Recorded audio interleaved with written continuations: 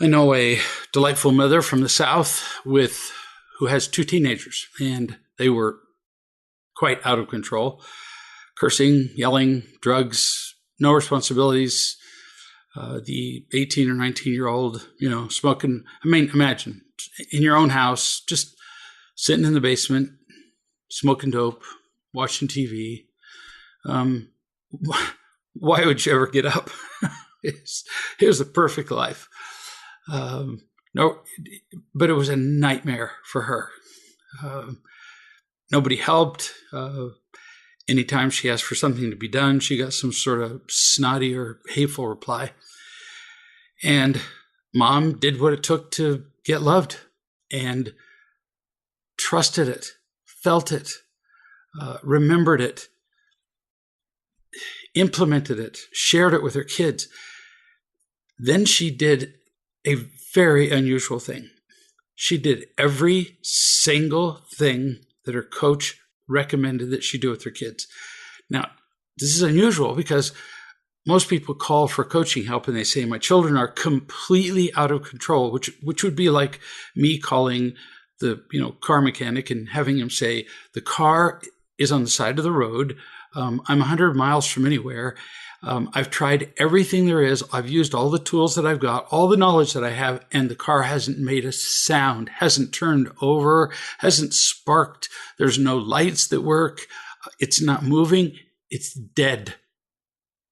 And then the car mechanic shows up, and as soon as he starts to do something, I go, well, now, wait a minute. I'm not sure I agree with that. Well, why don't we do it my way? Well, would you explain that to me? That just doesn't make any sense, would it? I mean, a mechanic would just go, I think you're good just like you are, and would take his tools and put them back in the truck and would go home. And that's what most parents are like that with the car mechanic. That's what a coach does, says, I know this works. You don't have to do it, but I know it works. And the parents just insist on doing it the old way because, well, but what if my child gets mad at me? Yeah, well, that's still the way that it works. Well, but what if they don't like me? Well, what if they scowl at me? What if they scream back? What if they stomp out of the house and go see my ex? It just goes on and on and on. Your car, she understood that her car was dead in the middle of the desert and she wasn't going anywhere. So she did every single thing her coach recommended that she do. There were bumps in the road, to be sure. There always are. But the other day she wrote me this. She said, my son Aaron and his girlfriend were over for birthday dinner tonight. Picture this. This is the son that was pot smoking, not having a job, and telling her to go stick her head in the toilet every time she spoke to him. They were over for a nice birthday dinner. We had such a lovely, easy, relaxing time.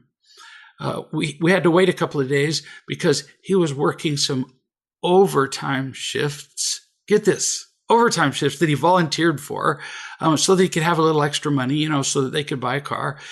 He had asked for an ice cream cake, birthday cake, the kind you get at Dairy Queen, or I'm sure other places too. So I picked up a chocolate extreme. I'm assuming that's a form of ice cream cake at Dairy Queen. And it was a really happy surprise for him. He was visibly grateful. His girlfriend said, wow, you spent $25 for a cake? I mean, as we used to say in Texas, damn, honey. I mean, this is good. This is so cool. Everything in your life has changed. It's unbelievable. He's out of the house, which you never thought was possible. You thought he was going to live there till he was 60. He's not using drugs. He has a job, all of which you thought was impossible. And now he and his girlfriend are having dinner, and both of them are grateful. No cue, no pushing on their own. Express gratitude for a cake you bought. And all of this happened because you simply one day said, I'm going to be the mother. And so here's what you're going to do. And here's what I'm going to do. And you did it. And despite the fact that there were times when I remember pretty clearly, he was pretty mad. I mean, I can remember calls to the police, calls to child services. Yeah, I remember. And you hung in there. This is a miracle. It's a miracle that happened because you did it instead of whining and complaining and arguing. You parents who have difficult children, listen to this. Read the parenting book, get a coach, have somebody understand you, get loved. Because see, this only works because she did this lovingly. And the whole world changed. She continues, I'm so grateful for these moments of normalcy, these moments of peace and happiness. For so many years, our family was so, well, and she put ... absurd. And it really was. When she first told me about her family, I really said, you're pretty screwed, kid. This family really is a disaster. It was a nut house, and all the changes happened because you trusted, because you did it. You continue. We had dinner, and then my daughter, Emily, went downstairs to watch a movie, while Aaron and his girlfriend and I went into the living room to hang out. Now, you just wrote, went into the living room to hang out like it was no big deal. And I'm reading, I'm sorry, would you say that again? You went to hang out?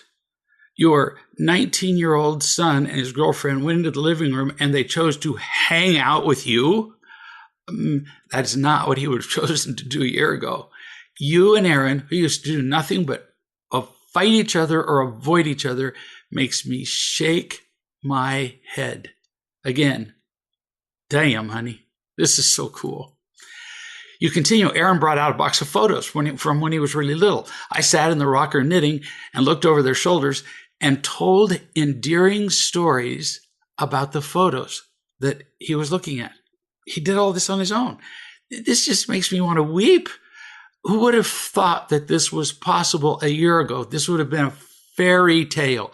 You couldn't even have imagined this a year ago. If somebody had said to you, you can have your dream, you wouldn't have dreamed this big. And it all happened one step at a time. We had to call the police. We had to call the court services. We had to call a lawyer. We had to call social services. He had to be thrown out of the house. He had to be homeless for a while. The beginning was just hellish. And you just stuck in there loving him and teaching him and requiring certain behaviors and requiring the absence of certain behaviors in your house. You never told him what to do. You simply told him what he could or could not do in your house. So I'm talking now to parents with irresponsible and snotty children. There's lots of loving that is required. If you're not loving when you do any of this, you're dead, because they'll fight you. When you're not loving toward them, what they hear is you're worthless and I don't love you. So, well, what kid is going to fight you on that? They're either going to fight you or they're going to disappear. Or just as bad, they're going to do exactly what you tell them to do to avoid your disapproval. Either way, they're going to end up slaves, either rebelling against you, either being chained to you, being victims of you. There's no separation between the two. They're not individuals. So lots of loving, but then there have to be firm, unflinching, unwavering steps taken. There are no drugs in this house, ever. The tolerance for drugs in this house is zero. One woman, I said, here's the website that you go to, and I'll be happy to send it to anybody who asks. There's a website that you go to that sells little drug testing kits that are very simple. They sell them at cheaper than any place I've ever seen, because it was started by a couple one of whose or two of whose children were drug addicts. And you do random drug tests on your children. There are no drugs in your house, none. Because your children aren't there. They can't learn. They can't feel your love while they're on drugs. You get a job if you're out of high school, or you're evicted.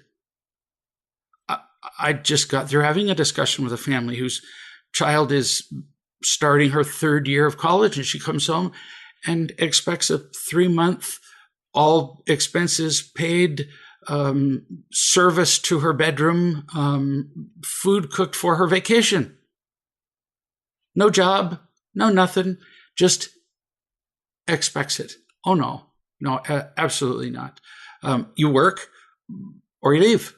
You don't have to work. Notice, no child's being forced to do anything. But if you want to stay in this house, you have to, because the people who live in this house are workers. It's just the way it is. So he got evicted. He lived with some friends. They got worn out with his sponging off them, which I said to the mother, you throw him out. She says, well, he'll find some friends who will take him in. I said, yeah, for a little while. And then they'll get just as tired of him as you are. And they did. So they threw him out to another set of friends. And he went through 3 or 4 sets of friends. He discovered that in order to live, he had to get a job, like I have. Then he found out that he liked it. Well, who would have guessed? But see, there was only one way for him to find out that he actually liked the sense of responsibility that came from showing up at work, from doing a good job, from working overtime shifts, from having the money to buy a car, from having the money to have his own insurance, from having the money to get his own smartphone. He discovered that money is what it was intended to be. It's just a form of energy. It just gives you more choices, is all it was meant to be. It wasn't meant to be worshipped or to become an end. So he found out he liked being responsible. And she kept loving him. At no point did she go, see, I told you. No. She just enjoyed him. And he finally got it, that being loved. Now listen to these words, because you'll recognize them.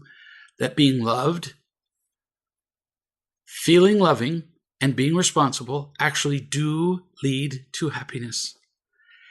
And it was because she kept loving him. And because she did, he came back to hang out with his mom. There are 1,000 places he could have gone on his birthday, and he came to hang out with mom. Gosh sakes, that's a cool story. She continues, my favorite, they were talking about pictures. I went into a rant just couldn't help myself. My favorite picture was when he was 3 years old, and he was fascinated with his dad's cell phone. So he sat on the sofa one day with his dad's phone in his hand, and he said, Mom, what is God's cell number? It was so tender. So as I told that story, his girlfriend just giggled and oogled over how cute he was and just went on and on about him. It was really nice for him to get all the attention and the affirmation. My dear, you're being what's called a mother. A lovely mother, actually. This is what mothers do. You conclude, then I gave them a ride home and dropped him off at work as he got called into work at the last minute from 10 p.m. to 3 a.m. And he was happy to do it. I can hardly stand it. It's amazing, isn't it? He wanted more work. Who would have guessed? It's just so cool. And the key was that you kept going when it wasn't going all so good, to use your words. All of you who are listening, pay attention to what she just said. She's saying, this is all so amazing. It's so good. But the key to getting to it's all so good is keeping going when it's not all so good. We have to take all these little steps. She did. So did he.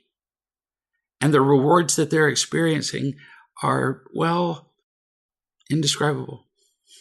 New subject. This is from the mother of a teenage girl. We'll call her Elena. A mother who has been fearlessly, really, practicing real love for some time with miraculous results.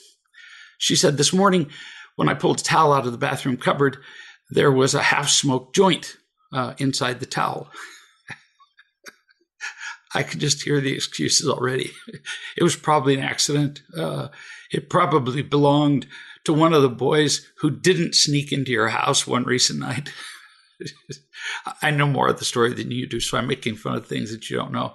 It was put there by a burglar. Kids come up with amazing excuses. So the facts of the case so far are that mom pulls a towel out of the bathroom cupboard and there's a half-smoked joint. So mom continues, I picked Ellen up from school and said I had something important to talk to her about before she went to work.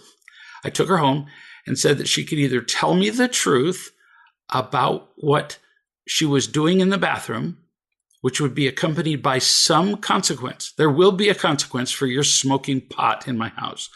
Or she could lie about it, and then the consequences would be much bigger. That's really very good. That's really very well said.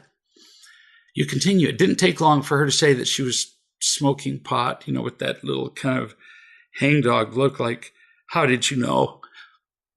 Because there was a half-smoked joint in the towel. And that she'd been smoking for about a month. And then I said, well, people do things for reasons. What was your reason for smoking pot? And she said, well, it takes the edge off. I then explained that, yes, it does take the edge off. But first, is it legal or illegal? And she said, well, but it's not as bad. I stopped her and said, we'll get to that. Is it legal or illegal? Well, it's illegal. Will it make you happy in the long term or cause unhappiness in the long term? And I asked her a bunch more questions like that. And yes, we all heard it's no worse than alcohol and blah, blah, blah, blah. And in many states it's legal. And yeah. But in this particular state, in this particular location, it was illegal.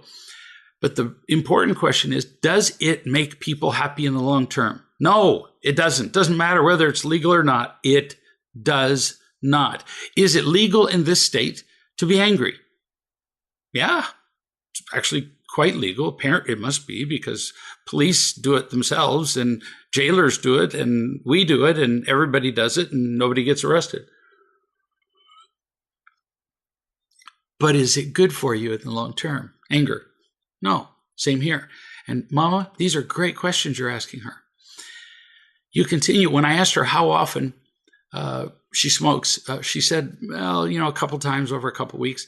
Now, I don't know what's true and what isn't, but I wanted to ask the questions and see what she said. And then talked about how it's my job to love and teach her. And if she isn't learning, then I have to add consequences so she can learn better. Then bigger consequences might need to be put in place. Pay attention, everybody, because she's stating the use of loving, teaching, and consequences perfectly. Then bigger ones might need to be put in place so that she learns to make more choices that will make her happy in the long term. Honey, that's just one of the most succinct descriptions of loving, teaching, and consequences I've ever read. Then you say, I talk something about how drugs, alcohol, and sex will always be readily available to her. And her job is to get good at saying no to those and saying yes to her happiness. So would I rather eat cotton candy all day long, or would I rather have nutritious meals, occasionally punctuated when I'm ready, when I have a healthy body, with cotton candy? Well, kind of obvious, isn't it? Once you get to the place where you're emotionally ready and happy and you have a permanent lifetime partner, well, then sex can add to that. But it's going to be pretty distracting when you're 13 and you're using it to get boys to like you. And I said, and that when a person starts with one of those three, like drugs, alcohol, or sex, it just doesn't take much before they're doing all three.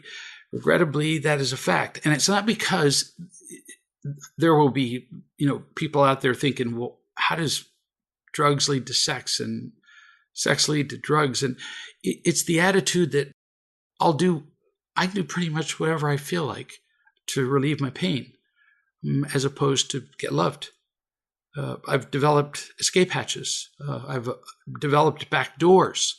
And we develop more and more back doors. I know people who once they've developed enough for drugs, then alcohol, then sex, and then they're shoplifting, and then they're causing trouble at school because they come to believe that there's really no order in the universe. And I don't blame them. Because of the way they're raised by their parents, that's pretty much what they're taught. There are no consequences. If you drop a glass, there's no gravity. The glass might go down, might go sideways, might go left. And so the kid just goes, oh, well, heck, let's just see what happens when I do this. No wonder they act like this. And I told her that she will be doing random drug tests. Oddly, we just got through talking about that as a way to help her say no. I would say that's just absolutely necessary. At some point, actually, I'll give it to you right now. It's http://www.drugtestyourteen.com. And you go to the store there and it tells you how to get drug kits that test for, like, say, just marijuana, or for very little more that test for like 12 different drugs. It's a really, really smart thing to do. If you have any doubt whatever that your child is using drugs, well, then what's the harm in testing them? And if they test negative, you go, way to go. And they go, well, you didn't trust me. And you go, you're right. It's too dangerous a thing to trust you with that decision at this point. So every once in a while, I'll, check you out. So good thing that you're doing drug testing with your kid. Then I added, this is back to you, that her driver's ed class, the kid has to take a driver's ed class before she can get that little driver's permit that you have to have for, depends on what state you're in, 3 months to 6 months before you can then drive. Her driver's ed class, I'm going to push the date she can enroll out to 3 months after she tests clean on the random urine drug tests. Oh, that I didn't suggest that consequence. And Mama, you just nailed it. I had a parent say to me just the other day, no matter what consequence I give my child, they don't really care. So they do whatever they want to. Turns out that they take away cartoons. And so what does the kid do? Goes to destroying the rest of the house. Well, no consequence really matters. And I said, it's summertime. What time does your kid get up in the morning? And she said, well, he's in bed right now at 1 p.m. I said, oh, this is going to be really easy. You just require the bedtime get earlier and earlier. I only had one kid test me on the getting up early in the summer as a consequence. I didn't make them get up early in the summer normally, but I applied it as a consequence. And one kid just essentially said, I'm not going to get up early no matter what you say. And I went, okay, no problem. So I went downstairs and got a pitcher and filled it with water and ice and got it good and nice ice cold and poured a gallon of water over his head. And guess what? He got right out of bed. As in faster than you've ever seen a kid get out of bed. So good for you that you would make as a consequence that she has to drug test clean for whatever period you decided. You decided 3 months, and then she can take her test. And she's going to take her very next random drug test about 2 weeks from now, because she would test positive now anyway. And any future drug tests that she doesn't pass, pay attention. Any future drug test she doesn't pass, her driver's ed date will continue to be pushed out 2 more weeks each time. So it's up to you. If you want to get your driver's license when you're 95 and you can't see, up to you. But you can't get it while you're in my house while you're using drugs, which is kind of a no-brainer, isn't it, right? I'm going to keep using drugs and then I'm going to drive. Just nutty. She got a little bit snotty with me, and so this is the mom continuing to speak. And so I said, well, now you've lost your privilege of closing the bathroom door while you're in there. So while you're in the bathroom, and it's just me and her in the house, so it's not like she's being exposed to the world. This isn't a bathroom door that opens to the outside. But she can't close the bathroom door, and she loves her privacy in the bathroom. Takes these long, luxurious showers, and paints her face and just goes through all that stuff. And if it doesn't work that she leaves the bathroom door open, if she shuts it when she goes to the bathroom, then I'll just simply take the bathroom door off the hinges. Mama, you're a genius. Then she asked if she could go out to dinner with her friend after work tonight. And I didn't say a thing.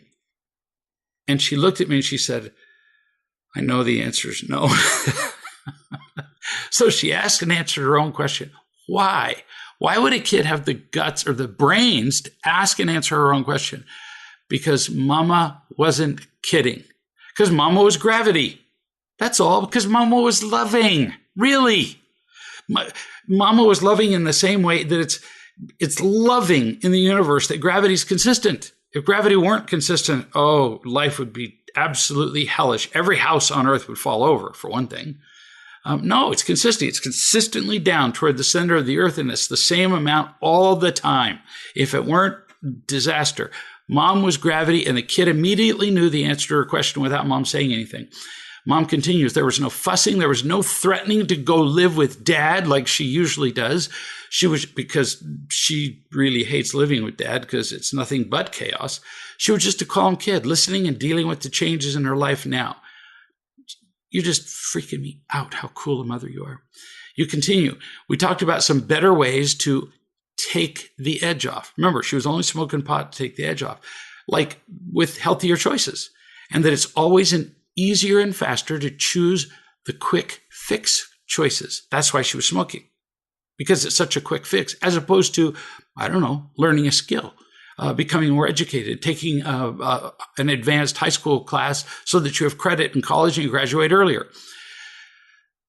Not so easy when you take the quick fix choices. It's not so easy when the unhappiness catches up, which it always does. So it looks like it's easier to drink, smoke weed, whatever, and it does. It immediately feels good. But with these kids, then the consequences will catch up with you, even if your parents don't know about it. They catch up with you in terms of jail, fines, pregnancy, sexually transmitted diseases, addictions, and so on. You will pay the price. It's a law. It's called the law of the harvest. You plant it, you will get it. You plant wheat, you'll get wheat.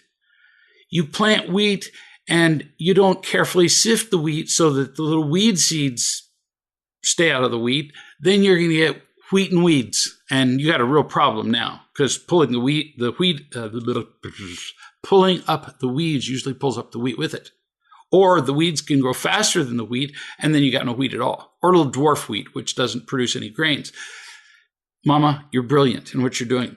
You continue. The good news is that I'm not freaking out. Oh, that's not good news, dear. That's like spectacular, unbelievable Hall of Fame news. I'm just calm and loving and one step at a time to see what she does next. Yep, one step at a time. That's how long and productive journeys happen. We just got through talking about that with that other parent. How did things get to be so always good? By persisting during the times when they're not always good, one step at a time. Mama concludes and says, I'm starting to get this. Notice she didn't say my kid's starting to get this. I'm starting to get this in my bones. That's impressive. You're amazing. No kidding. To everybody else, how to get it in your bones is what it means to be a parent. You just keep doing it, each step. And then suddenly you're going to discover one day, my gosh, it's seeped into my bones. It's very cool. Here's a story of Zoe, who's, I think, 3 years old. They keep getting older, which is quite inconsiderate. And her mother was saying that she was reading to her from the parenting book.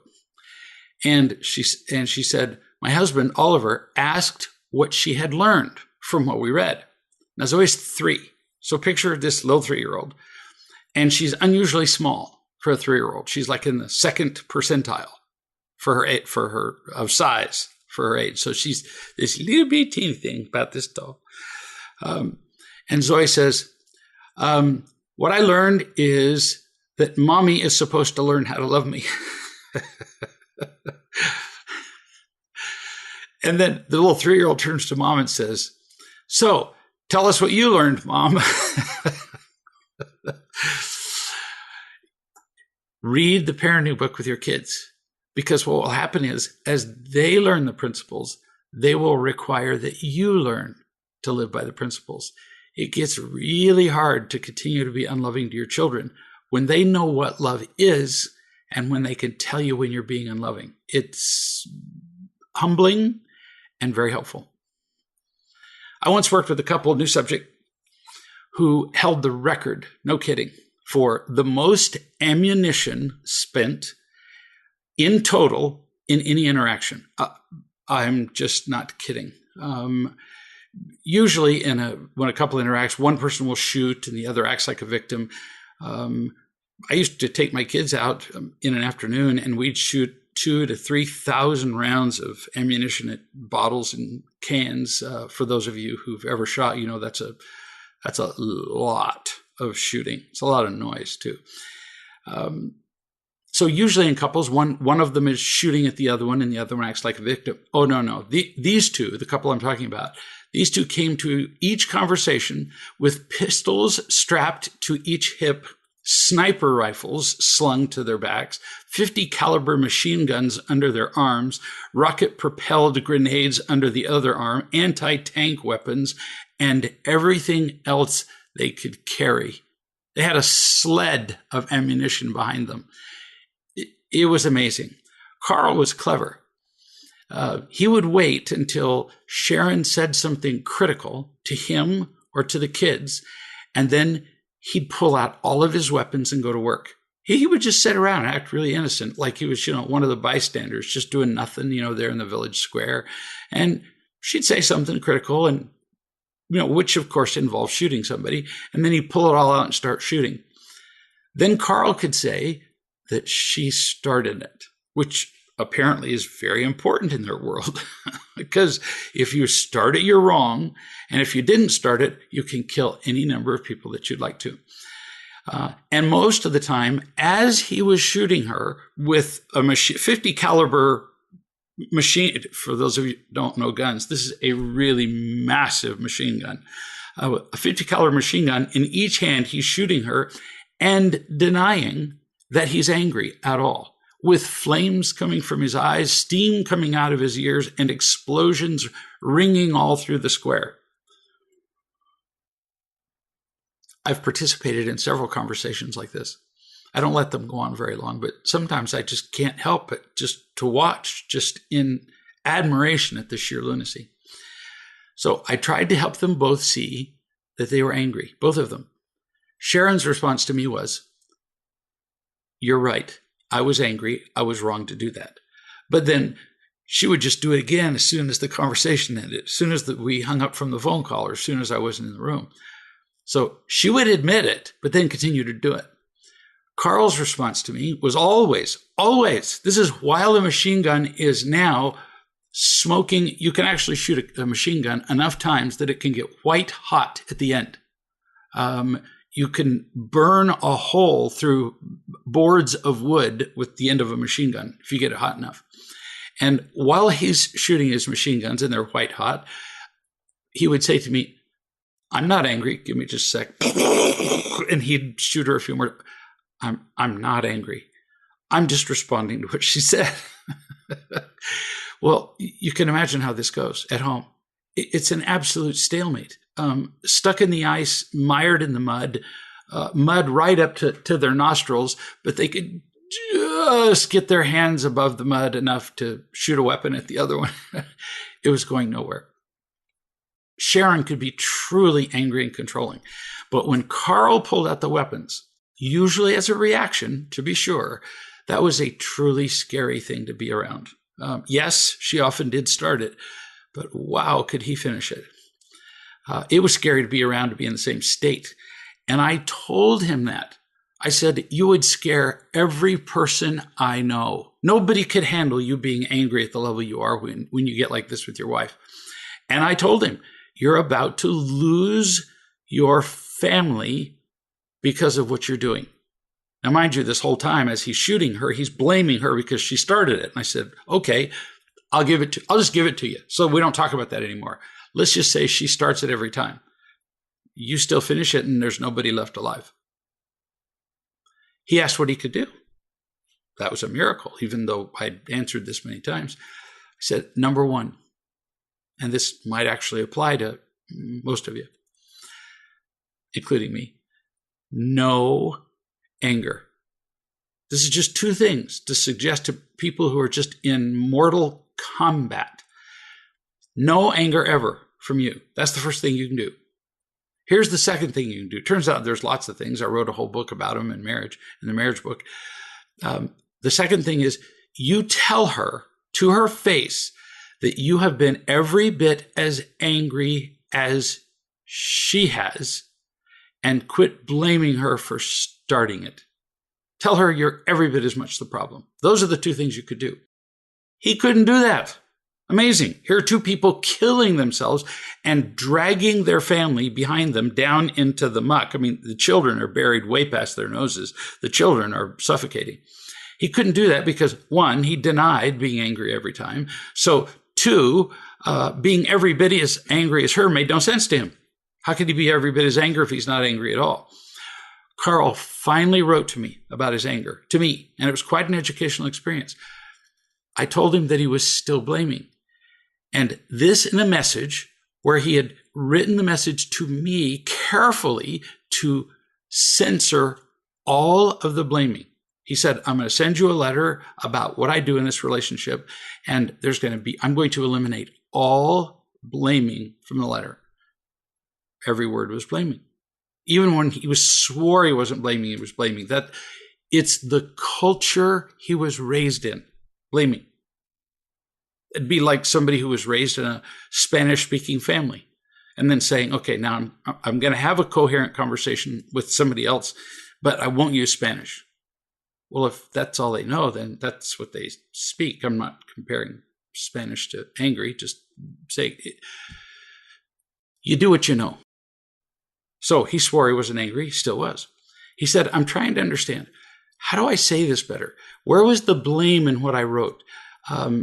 And he's referring to the email that I'm about to quote. So here is his email to me, not to his wife. He said, okay. Now I'm adding the tone because this wasn't in the written letter, but the tone was there because I've heard him speak. Okay, so maybe it's not all her fault. This was his idea of a not blaming sentence. This would be stand-up comedy if the results were funny, but they're not. Here's what comes across, Carl, in what you just said, and it comes across clearly. It might not be all her fault. There is a possibility that I might be 0.0000001% at fault here. So technically, it might not all be her fault. That's not exactly an admission of responsibility. Do you get it? And yet, when you say this, you actually think you're saying something. No, you're not saying anything at all. You're still blaming. You leave open every possibility that it's still 99% her fault. Plus, that she is more angry. You do not mean to do this. I got it. But you cast doubt on her with her, and the kids almost every time you speak about her. It's horrifying. So let me help you in a different way, a way that could really help a lot of people who are listening right now, including coaches who are trying to help people see their blame. They're blaming. You blame with considerable subtlety, not to mention the volume and the bullets, but also subtlety, which is how you've been getting away with it for so long. So sometimes I'm going to show you what not blaming looks like. Now, why am I going to do that? Because you've never not been blaming. I'm going to do this so that you can see that first. Until you can see what not blaming looks like, you certainly can't duplicate it. Then you'll more easily recognize that you are not engaging in not blaming, which means, hang on, this is really difficult, it's mathematical, it means you are blaming. If you're not being non-blaming, then you're being blaming, however clever you are.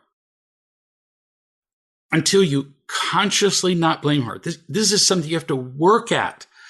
You will blame her in the back of your mind because that's the culture you came from. That's what your mother did to you.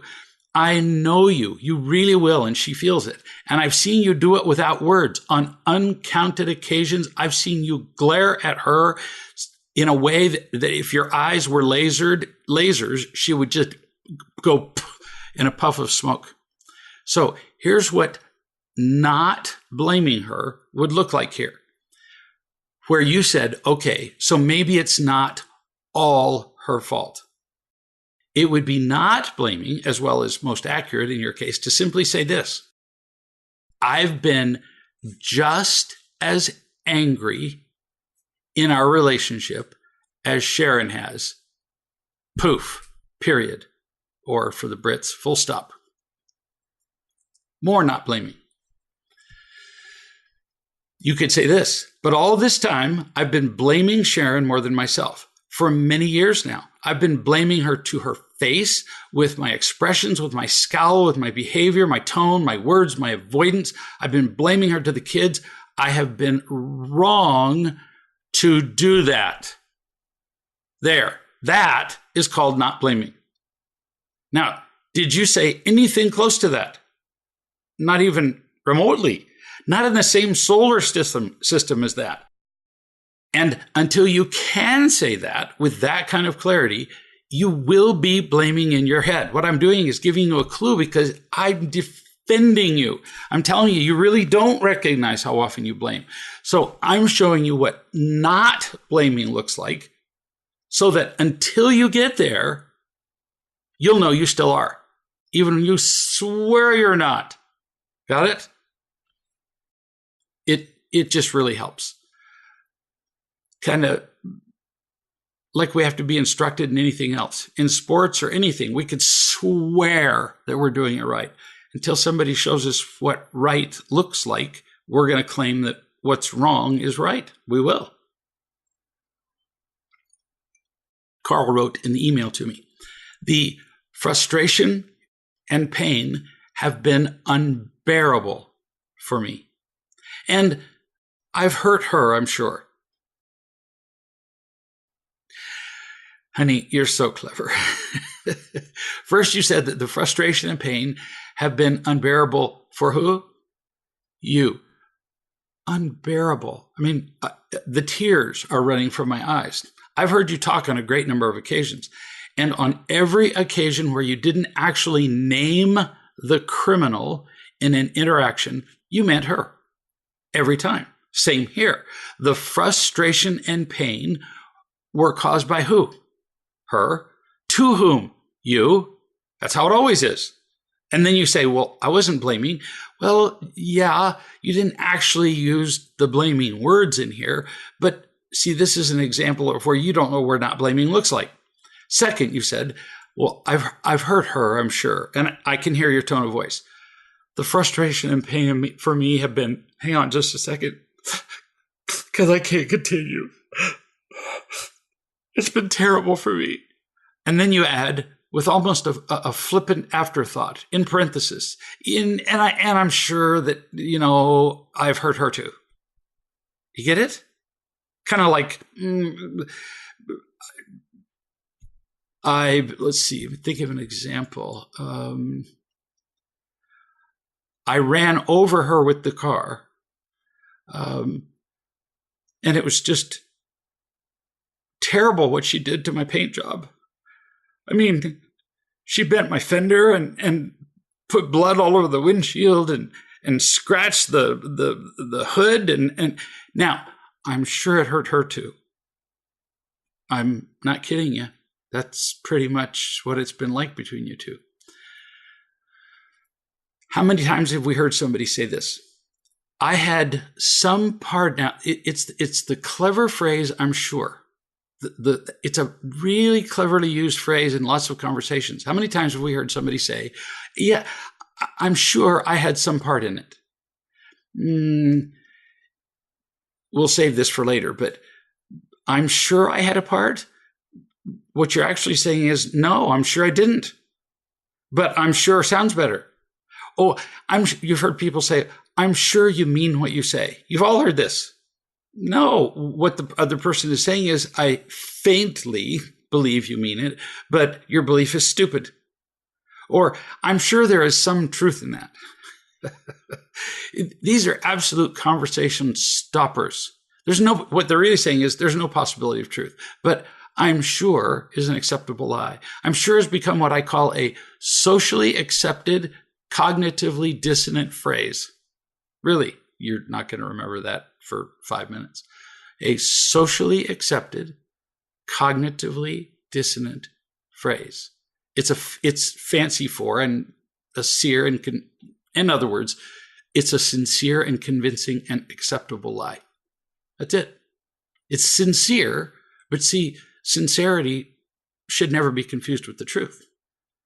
And if we say it in a really nice way and it becomes acceptable, well, now we're sincere and we're accepted and don't recognize the fact that we've just cut somebody in half. No kidding. The I'm sure sounds positive and covers up the lie that we've talked about. Another such phrase when somebody fails is, well, he tried. And we're very sincere. But no, we're lying. We're actually condemning him for failing. So now, back to what not blaming would look like. Instead of, I've hurt her too, I'm sure. Now, these are really important because seeing not blaming is critical. Because I've blamed her over and over, this would be what you would say instead of that. I've hurt her, I'm sure. Because I've blamed her over and over to her, to myself, and to the kids, I have caused a bunch of things to happen. I've hurt her. I've created an appearance of self-righteousness that has fed my own desire to look good compared to her. You are, let me just say, very, very guilty of that crime. I've really hurt the kids by raising them in a home where their parents have been fighting like enemies for as long as they can remember, from birth. Now, you didn't say that. You didn't say anything like that, which means that you were blaming, however subtly and unconsciously. And I'm not, again, saying you do this intentionally, that you blame her a lot, but you also don't avoid blaming her, which leaves what you do naturally, subtly blaming. The last thing Carl said in his email. I have never figured out, this email to me, I've never figured out how to release the pain and make it go away. It feels like the source just keeps on coming. Jeez. This is Victim Hall of Fame stuff.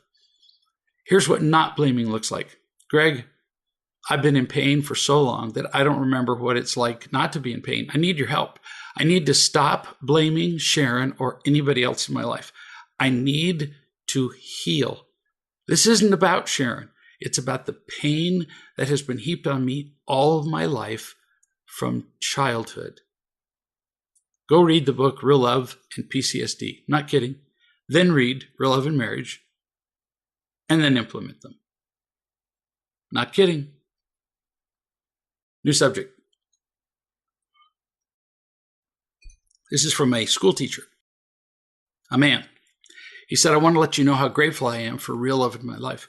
Today at work, I had a situation that involved one student, two teachers, one counselor, and one administrator. That would be potentially complicated. Actually, I'm reading the list and going, let me out of the room.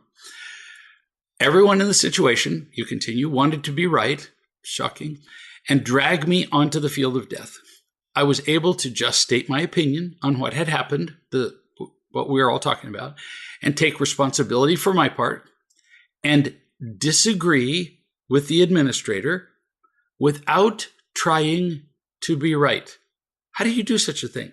You just say, this is what I witnessed. And then the administrator said, well, that's not what I was told. And then you just say, what I witnessed does not change. See? I'm not telling you you're an idiot. You weren't in the room. I was in the room. Are you stupid? See, that would be an example of being right. And after this long meeting, I left work feeling happy. Now, how amazing is that? And this would apply to all of us. This man was just in a complicated meeting with, oh my goodness, you just haven't lived till you've been in a meeting with teachers, parents, counselors, and it's a nightmare because everybody has an opinion about what should have happened and what did happen, and it ends up in a fight, and it's almost never happy for anybody. And he says, and I left work feeling pretty happy. Cool. He concludes, or you conclude, happy in the fact that I wasn't angry, I didn't try to be right, or need anyone there to like me or love me. In the past, I would have been just insane with blaming everybody and everything around me, and including myself. I didn't get afraid about anything or anyone. I really like living like this. I like being happy. It really didn't matter about the details of the situation. All that really mattered was that I stayed in a loving place. Oh, let me say this again because it's just so refreshing to hear. In the end, it didn't matter about the details of the situation, only that I stayed in a loving place. Oh, help me. This real love stuff really works. It really does. Most of us don't discover that because we don't actually do it. We say, well, I was really loving, and then it turns out, well, we really weren't. Mostly because we don't know what feeling really loved ourselves looks like. So it does work. But most important, you worked it. You trusted love over protecting yourself. You made a choice. Should I trust love, or should I trust being angry and protecting myself? You made a choice. You chose love. You won. No matter what went on. The details were unimportant. Bless you. This is an example of true personal power. New subject. From a mother just beginning her real love journey. She said, can I get some direction how to respond to this email from my 13-year-old son's teacher? He's in so much pain. And now that's not discouraging or a problem or a panic, because now that you feel love, it's all just information for you. So we're going to look at the email as information. It just tells you where he is so you can make wise choices. He is not a problem to be solved. Do not let the school do that to him or to you. And I'll comment as I read the email here shortly. You say he wants to be invisible, the child. But this email from the teacher proves that he can't pretend to be doing okay. And I'm glad that people are noticing. And honey, I'm thrilled that you're glad to be facing this pain instead of stuffing it, running from it, arguing with the teacher about it, having a multiple teacher, counselor, principal conference, and everybody all being mad about it. You say his teacher really can't do that much, nor his emotionally dead dad, but I can.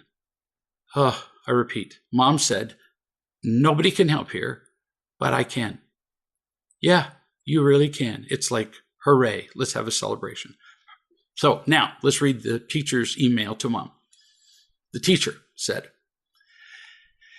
he, the child, seems to be just sitting there and letting schoolwork pass him by. He shows no real signs of life. If I didn't call on him, he'd never speak. His writing is deteriorating, and I really care about Andy, the boy. And then she gave many more specific examples of how, his writing is deteriorating and he's not responding, and it doesn't matter. Then the mom responds, Mrs. Swan, your genuine concern, this is Mom responding to the email, your concern for my son leaps off the page. Oh, I'm humbled by that. And I'm very grateful. What with a divorce and my not really knowing how to love my son, he has been in pain and is reacting to that, not to anything you're doing wrong, nor is there anything wrong with who he really is. The real problem is me and my ex, and I'm taking action. I'm learning to be happy myself and to be a better mother. This is really happening, not just a hopeful plan, and I'm grateful for your feedback. I would love to communicate with you more about this in person. Can you imagine being a teacher and getting this? Most teachers who write, because I know lots of teachers, they write home and they talk to the parents about a problem child, and the parent defends the child and tells the teacher to go to hell, and it's just awful. And here's the mom going, yep, all those things are true. Thanks for loving my son. And I'm trying to learn how to love my son whose problems were created by me. Oh, heaven help us. The teacher said on Monday I had a chance to speak with Andy for a minute. And he said he has recognized all of this in himself, and he was going to try harder to be more engaged. For the past couple of days, he's come in during recess and asked me questions about the math, for example, which is a great step forward. Good for him for doing what he's said he's going to do. You, the mom, said this: he's a good kid. It's now my job to give him the love and confidence so that his fears don't get in the way of his ability to learn. Oh, let me read it again. It's now my job, says mom, to give him the love and confidence so that his fears don't get in the way of his ability to learn. I simply can't count how many children have been referred to me as having learning disabilities, as being attention deficit, as being whatever, having reading problems, behind in the list goes on and on, as do the very cute and clever acronyms. And these children are just in pain.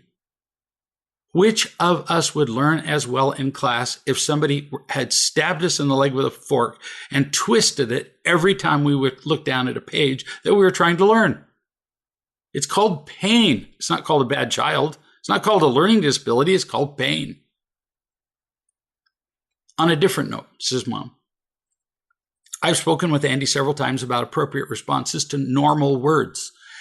He and other boys in the crew of boys, seem to put inappropriate meanings to the words.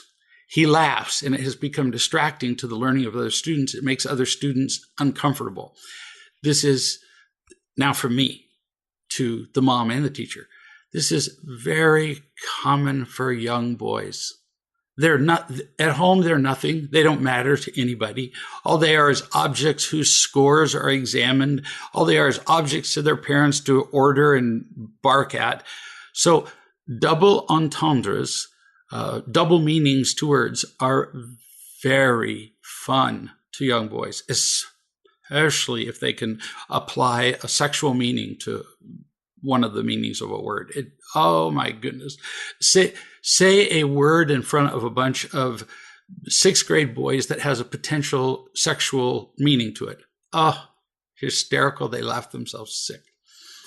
And by the way, this seems to never wear off. I remember there are just almost no boys and almost no men who don't still laugh at the mention of or a performance of some bodily functions. You figure out which ones I'm talking about. I remember giving a seminar once in England, and every time, sometimes in order to emphasize the thing, I will say, this thing I know to be true or important, period. Well, I was in the UK, where period refers to a physiologic female function. The back row of teenagers burst into laughter every time I said that. And I'm going, I'm not that funny. Or at least that sentence wasn't that hysterical. It wasn't until the seminar was all over with that I said to some mother, what was so funny on the back row? And then she explained the joke to me, and I understood instantly. So the son being involved in applying meanings that are inappropriate to words, welcome to being a boy. That's just what they do. And you don't pay it any attention. You don't tell them to stop it. You don't bring it up. In fact, the more you bring it up, the funnier it gets. And the more funny that they're going to find it the next time. So mom concludes, Mrs. Swan, the teacher, I'm completely behind you. I hope you feel that, and I feel you behind my son. Thank you so much. I will be doing much more on my end. Let me know if you see any changes in my son in any direction. I look forward to working with you. What a like, you know, I bow in awe to the mother and the teacher. Just beautiful, unconditionally loving messages between them, caring about the welfare of this young boy. Both this mother and the teacher, and in repeated examples that we've used during this video chat, have reflected the power of bringing to a situation questions like, do I want to bring anger to this situation, or do I want to bring love? What would the world be like? What would this situation, what would this person, what would this relationship be like if I brought my love to it and quit worrying about what anybody else was doing? And you heard the answers to those questions over and over again from real people in real relationships. If they can do it, so can we. We'll see you in a week.